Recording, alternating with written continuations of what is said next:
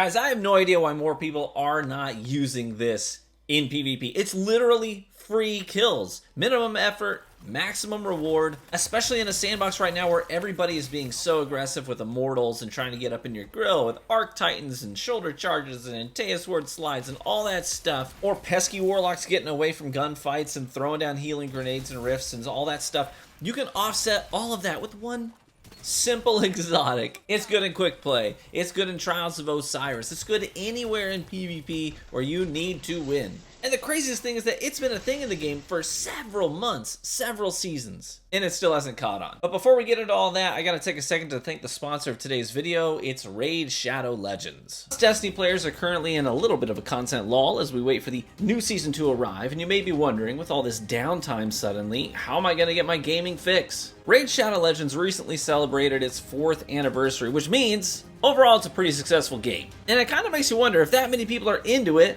there's gotta be something worth doing, right? Well, that is undoubtedly the case. For me, games like this come down to the champions. What do they look like? What are their designs like? Are they fun to play? And the answer is undoubtedly yes. You know, they asked us, if you could invite 4 champions to a dinner party, who would you pick and why? For me, the first person on that guest list, I don't even have to think about it. It's gonna be Molly Tankard, because she's bringing the drinks, babe. Look at this. She's got like a mug right here. Next up on the list has gotta be Madame Saris, because you know, well, I've got a soft spot for witches in general. I just think they're kind of cool. And she probably brings some pretty unorthodox dishes to the table too. And besides that, she's you know what, never mind. Next up on the list is Sir Nicholas, because hey, you gotta have the Papa figure there to hold things down. And beyond that, he's a healer. It's always nice to have a healer. And last but not least on the dinner invite list, we gotta have Fodbor the Bard, because yeah, every good dinner party needs a bard. Look, he's even got a lute and a horn. He's going to give us some tunes, he's going to lay down the gossip and the news, and to get in the springy mood, Raid Shadow Legends is also doing an egg hunt. Not like Easter eggs, no, more like dragon eggs. If you're a new player, go ahead and download Raid Shadow Legends in the links below, then go ahead and copy your in-game player ID, and head over to egghunt.plarium.com, and explore the dragon's lair to find the hidden egg. You can win in-game prizes like legendary heroes, you can get Amazon gift cards. I mean, their prize pool is up to $20,000 in value.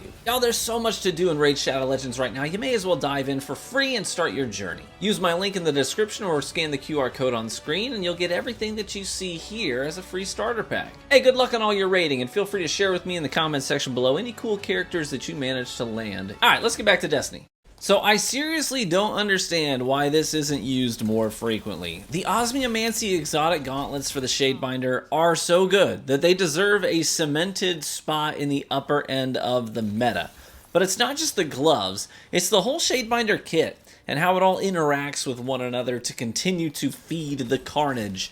I have a trials round in this gameplay where I'm the last man standing, and I'm able to clutch up the 4-4 round and win the game by throwing 3 cold snap grenades in exactly 15 seconds. And these aren't just normal cold snaps either. They're cold snaps that travel further and track harder. There are things in this video that are downright criminal.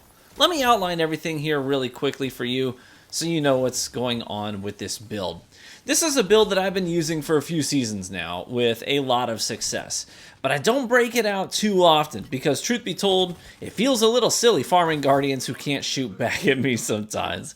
I used this build to make it all the way to the Ascendant rank in the competitive playlist.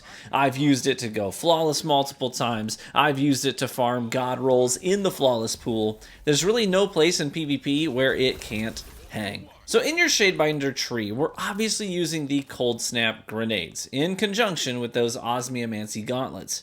We're also using the aspects Frost Pulse, which is why you'll see me freeze several opponents in the gameplay just by placing a rift near them, and it's hilarious when it works. Also works against Thunder Crash Titans. We've also got the Ice Flare Bolts, which are crucial to this build.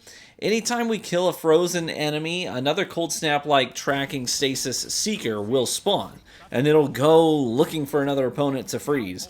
But the funny thing is you don't even have to kill the first person that you froze. The second they thaw out and they're able to move again, that Seeker is just going to spawn and go look for a target. It's literally free freezes. For our fragments, we've got Whisper of Rending, so our hand cannon can actually do some decent damage against frozen targets. We've got Whisper of Torment to help us cool those grenades down even faster for more spamming and more rage-inducing freezing antics. We've got Whisper of Fissures, which is why we're getting a bunch of multi-kills in the gameplay by shattering an opponent. There's a nasty triple on Bannerfall in the gameplay where 3 guys all stacked up together behind one of those little barricades in the back of the map, and just killing one of them with the shotgun made the other 2 crumble to dust for an easy triple kill. And finally, we have Whisper of Chains for less incoming damage when we're close to frozen targets, and free +10 recovery for our overall stat distribution.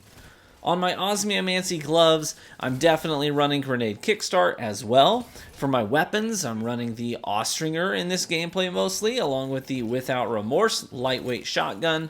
I like the lightweights because they're much more zippy and faster to whip out and ready to fire on a frozen target. The conditional finality can also be really fun with this build too. Sometimes you're using your freezing grenades to freeze people in a well so you can close the gap with that exotic shotgun and not get shot doing it, and then just blast them in the face with it. One of the biggest advantages to using this build is its ability to break stalemates. Because let's be honest, especially on maps like Endless Vale, Trials can often feel like a game of waiting. Both teams stack up and just wait for someone to get reckless enough to push into their line of sight. That's when the fusions, the team fire, the bows, etc. start to unleash their fury on the aggressor. But what I love about this build is that I can absolutely dumpster on people who just sit and bait. I just toss that cold snap down on the ground and give it a second to take off, then I follow it in. If they hold their ground, they get frozen and I destroy them. If they run, I shoot them in the back. If they jump over the cold snap, I have the advantage of having my feet planted on the ground while they have an in-air accuracy penalty. These passive players end up feeding my build, and I'm able to stop these trials matches from dragging on too long, giving the other team super energy. I really can't recommend this build enough. In a Crucible meta where people are melting you with SMGs, it's kind of nice to have an ability-focused build that will allow you to stop them cold in their tracks and allow you to look them in the eye and blast them to bits so it feels a little more personal. So get out there, get a little toxic, make some people mad, have a little fun doing it. It's Destiny after all. May as well embrace the darkness to even the odds a little bit out there. Now I do owe y'all a quick explanation if you frequently tune into the streams and you like the streams. I know it's been a little over 3 weeks since I last streamed, and for that I do apologize. It's been a combination of factors that played into that.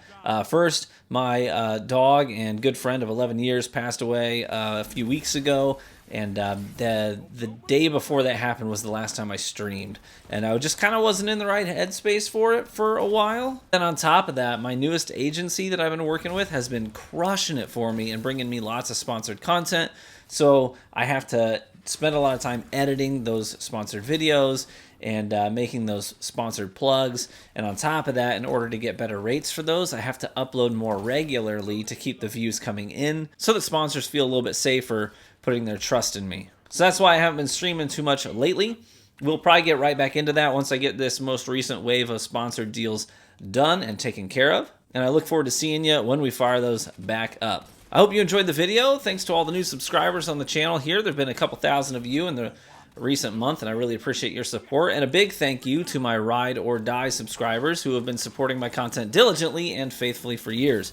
You're actually my heroes. Be warm and well fed, my friends, and I do hope to catch you in the Crucible.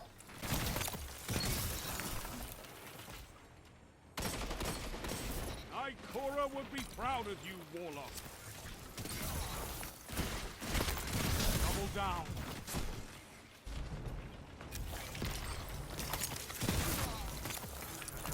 Two for one.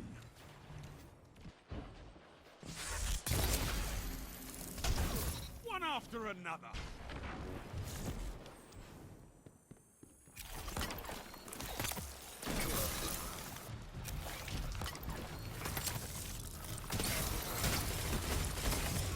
Zone A lost.